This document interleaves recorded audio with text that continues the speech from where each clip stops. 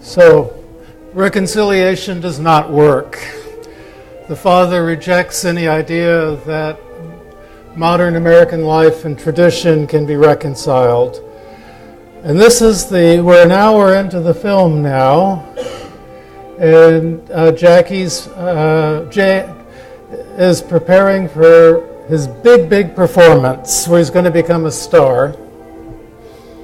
And at the center of that performance, he has to do a blackface number. Now, the music business was very much integrated with, not on an equal basis, but there were a lot of African American performers, some of whom were very popular and made a lot of money.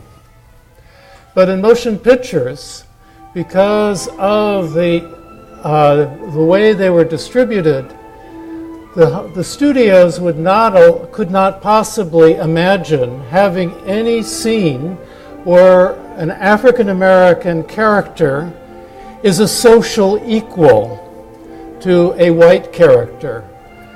As a result, there were no African American stars in Hollywood.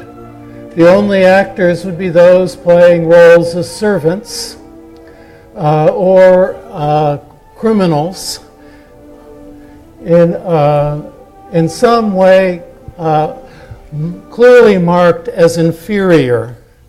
This was not necessarily true for other groups. Anna May Wong was one of the biggest stars of the 1920s. Ramon Navarro and Dolores Del Rio, two actors from Mexico, were among the biggest stars. It was racially hierarchized and segregated, with African Americans excluded from being able to have any reasonable role, any role of that would be a meaningful, would pose a meaningful challenge to an actor.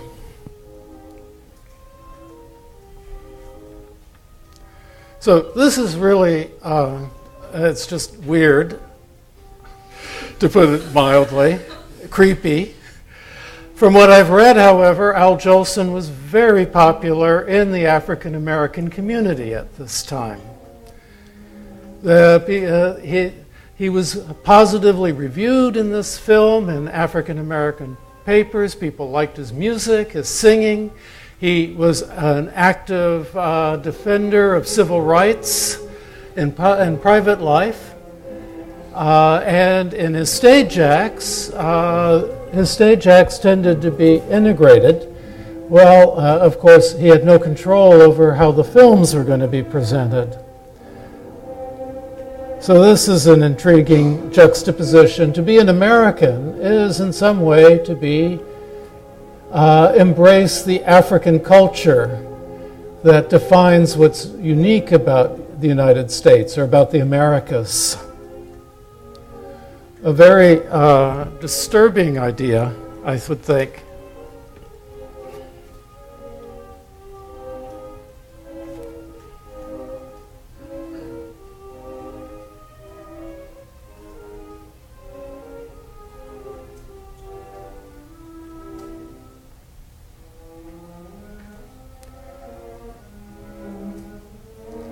And Americanism is being associated with career, and tradition has to be something personal, private.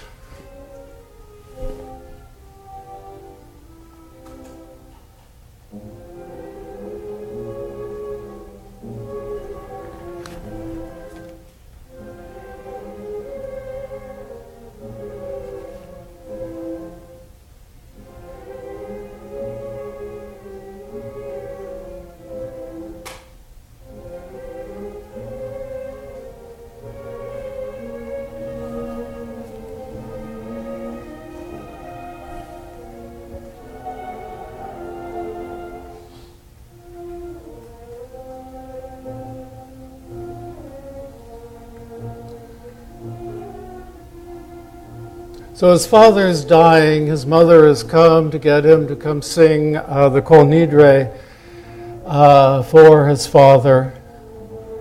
But he can't because it's an important performance. But in the denouement, he's reconciled. And we'll go to the last few minutes of the film because it links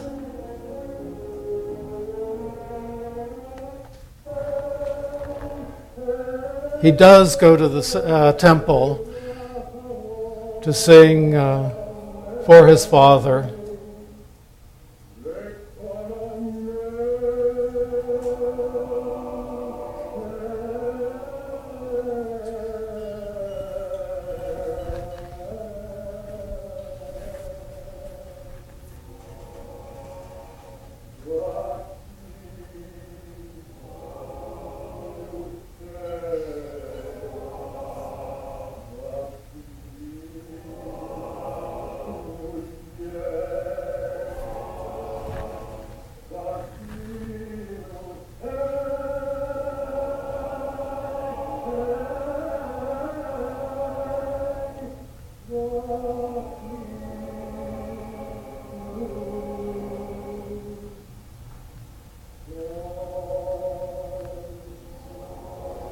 Now, the film was an international success, and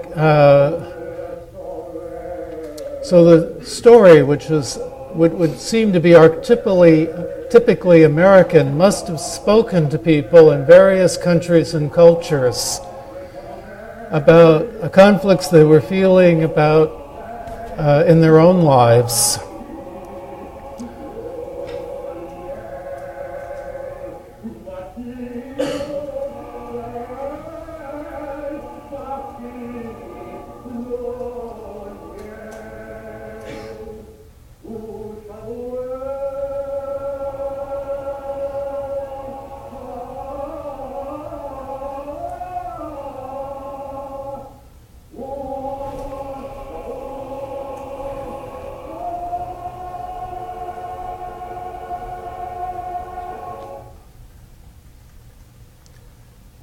And then comes probably the most famous scene in the film,